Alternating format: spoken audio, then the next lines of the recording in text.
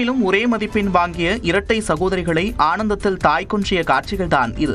10ஆம் வகுப்பு தேர்வு முடிவுகள் வெளியான நிலையில் கோவை ராமநாதபுரம் பகுதியில் உள்ள மாநகராட்சி பள்ளியில் படித்த இரட்டை சகோதரிகள் கவிதா மற்றும் கனிகா தலா 474 மதிப்பெண்கள் பெற்று ஆச்சரியமடைய செய்துள்ளனர். செய்தித்தாள், தொலைக்காட்சியில் மட்டுமே பார்த்த நிகழ்வு தங்கள் வாழ்க்கையிலும் நடந்தது மகிழ்ச்சி அளிப்பதாக இரட்டை சகோதரிகள் கூறினர். அங்கே எப்படியும் ஒரு 2-3 மார்க்கு கம்மியாக வரும், இல்லாட்டி ஒரு 5 or 4 மார்க்ஸ் அப்படி வரும்னு நினச்சோம்.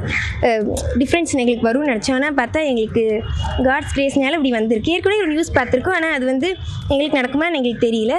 ஆனால் காட்ஸ் கிரேஸ்னால எங்களுக்கு நடந்துச்சு. அதேபோல சென்னை அடுத்த பூவிருந்தவள்ளியில் அரசு பார்வை மாற்றுத்திறனாளிகளுக்கான பள்ளி 100% தேர்ச்சி பெற்று அசத்தியுள்ளது. பள்ளியில் மொத்தம் 10 மாணவர்கள் 10ஆம் வகுப்பு தேர்வெழுதிய நிலையில் அனைவருமே தேர்ச்சி பெற்றுள்ளனர். இதில் யோகேஷ் என்ற மாணவர் 423 மதிப்பெண்கள் பெற்று பள்ளியிலேயே முதல் மாணவராக தேர்ச்சி பெற்றார்.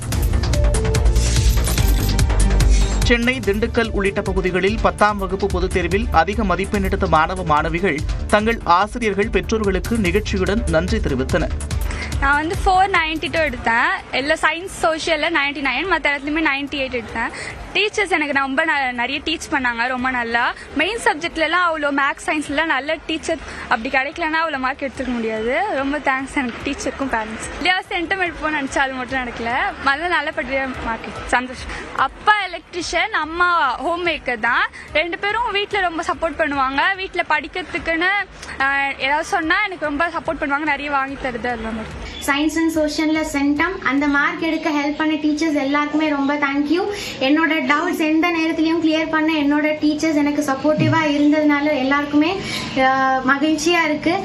அண்ட் என்னோட எமோஷனல் டைம்ஸில் எனக்கு சப்போர்ட் பண்ண என்னோட பேரண்ட்ஸ் அண்ட் ஃபைனான்ஷியல் ப்ராப்ளம்ஸ் எதுவுமே இல்லாமல் என்ன கேர் பண்ணிக்கிட்டு என்னோட பேரண்ட்ஸ்க்கு ரொம்ப தேங்க்யூ. தமிழ்நாட்டில் திட்டமிட்டபடி ஜூன் 2ஆம் தேதி பள்ளிகளை திறப்பதற்கு நடவடிக்கை எடுக்கப்பட்டு வருவதாக பள்ளிக்கல்வித்துறை அமைச்சர் அன்பில் மகேஷ் தெரிவித்துள்ளார். 10 மற்றும் 11ஆம் வகுப்பு பொதுத் தேர்வு முடிவுகளை வெளியிட்ட பிறகு செய்தியாளர்களை சந்தித்த அவர் பள்ளிகள் திறப்பு குறித்த கேள்விக்கு பதிலளித்தார். நான் இப்போ ஏற்கனவே அறிவிச்ச மாதிரி ஜூன் 2 தான் இருப்போம். இப்போ இருக்கிறோம் நாங்கள் இது வரைக்கும். நான் ஏற்கனவே சொன்ன மாதிரி தான் அன்பு தமிழ்நாட்டு முதலமைச்சர் அலுவலகத்தில் இதுக்குன்னு தனியாக டிபார்ட்மெண்ட்டே இருக்கிறாங்க. அவங்க தான் இந்த வெயிலோட அளவு இதை ப்ரெடிக்ட் பண்ணக்கூடிய டிபார்ட்மெண்ட்டே அவங்க தான். ஒவ்வொரு ஆண்டும் பார்த்தீங்கன்னா அவங்க நமக்கு என்ன அறிவுறுத்தல் பண்ணுகிறார்களோ அதன் அடிப்படையில் நம்ம அறிவிக்கணும். மாணவ செல்வங்களுடைய அந்த வெயில் தாக்கத்திலேருந்து அவர்களை நாம் காக்க வேண்டியதும் ஒரு அரசாங்கத்தோட கடமை தான். ஸோ அவங்க என்ன எங்களுக்கு அறிவுரை சொல்லுகிறாரோ அதுக்கு தகுந்தாப்புல அது முடிவெடுக்கப்படுது.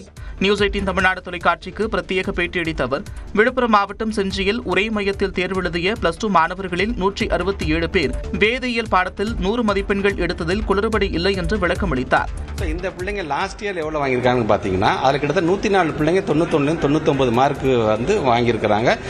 இதே மாதிரி பாடத்தில் நாட் ஒன்லி கெமிஸ்ட்ரியில் மட்டும் இல்லாமல் கெமிஸ்ட்ரி இல்லாமல் இதே குழந்தைங்களோட மற்ற மார்க் என்ன நாங்கள் பார்த்தோம். சரி, இதை மட்டும் இவங்க வாங்கியிருக்காங்க அப்படிங்கும்போது அதில் பிசிக்ஸாக இருந்தாலும் சரி, மேத்தமெட்டிக்ஸ் எல்லாத்துலேயும் பார்த்தீங்கன்னா இவங்க 97-98 மார்க் வாங்கியிருக்கிறாங்க.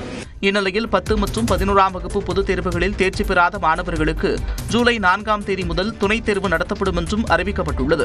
இதில் பங்கேற்க வரும் 22ஆம் தேதி முதல் அடுத்த மாதம் 6ஆம் தேதி வரை மாணவர்கள் தாங்கள் பயின்ற பள்ளி வாயிலாகவே விண்ணப்பிக்கலாம் என்றும் அறிவுறுத்தப்பட்டுள்ளது. தனித் தேர்வர்கள் அரசு தேர்வுகள் இயக்கக சேவை மையங்களில் விண்ணப்பிக்க வேண்டும் என்றும் குறிப்பிடப்பட்டுள்ளது.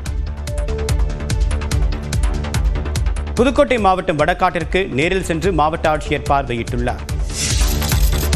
பட்டியலின மக்கள் தாக்கப்பட்ட வடகாடு கிராமத்திற்கு மாவட்ட ஆட்சியர் செல்லாதது குறித்து உயர்நீதிமன்ற மதுரை கிளை சரமாரியாக கேள்வி எழுப்பிய நிலையில் அங்கு சென்று மாவட்ட ஆட்சியர் ஆய்வு செய்தார். புதுக்கோட்டை மாவட்டம் வடகாடு கிராமத்தில் உள்ள முத்துமாரியம்மன் கோயிலுக்கு சென்றதாக கூறி பட்டியலின மக்கள் தாக்கப்பட்ட சம்பவத்தில் மதுரை உயர்நீதிமன்ற கிளையில் வழக்கு தொடரப்பட்டது.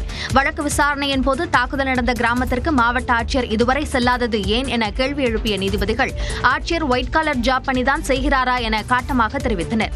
மேலும் சம்பவ இடத்தை புதுக்கோட்டை மாவட்ட ஆட்சியர் ஆய்வு செய்யவில்லை எனில் அவர் மீது நீதிமன்ற அவமதிப்பு நடவடிக்கை எடுக்கப்படும் என்று நீதிபதிகள் எச்சரித்தனர். இந்த நிலையில் வடகாடு கிராமத்திற்கு சென்ற மாவட்ட ஆட்சியர் அருணா பட்டியலின மக்கள் வசிக்கும் பகுதியில் ஆய்வு செய்தார். மேலும் தாக்குதலில் எரிந்த வீடுகள், உடைக்கப்பட்ட வீடு மற்றும் கார்கள் உள்ளிட்டவற்றை பார்வையிட்ட ஆட்சியர் அருணா சம்பவத்தன்று நடந்த விவரங்கள் குறித்து கேட்டறிந்தார்.